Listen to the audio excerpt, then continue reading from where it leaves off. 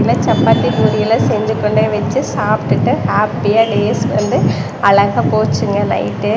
அதே பார்த்திங்கன்னா மார்னிங் பனிக்கூடம் உடஞ்சிருச்சோன்னு டவுட்டில் காலையில் கிளம்பி ஹாஸ்பிட்டல் வந்தாச்சுங்க. பார்த்திங்கன்னா வந்து யூரின் டெஸ்ட்டு ப்ளட் டெஸ்ட்டு எல்லாம் எடுக்க சொல்லிட்டாங்க. ஸோ எல்லாத்தையும் எடுத்து கொடுத்துட்டு அப்படியே ரிலாக்ஸாக ரூம் கொடுத்தாங்க, உட்காந்தாச்சுங்க. நிகழன்னு பார்த்திங்கன்னா ஸ்லைடியமாக நான் போயிட்டு வரேன்ட்டு கிளம்பிட்டாருங்க. சரின்னு நம்மளும் ரூமை பிடிச்சி ஜம்முன்னு ரூமுக்குள்ளே உக்காந்தாச்சுங்க.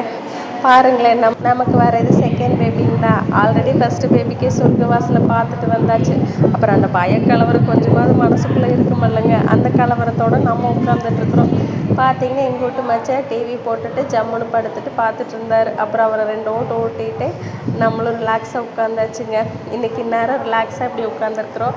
நாளைக்கு எப்படி இருப்போமோ அப்படின்னு சொல்லிட்டு இருந்தேன். ஒவ்வொரு நாளும் ஒவ்வொரு சேஞ்சஸ்ங்க. நேற்று மொட்டை மாடி, இன்றைக்கி ஹாஸ்பிட்டல், நாளைக்கு எப்படியோ எல்லாம் நல்லதாக நடக்குன்னு நம்பிக்கை இருக்குங்க.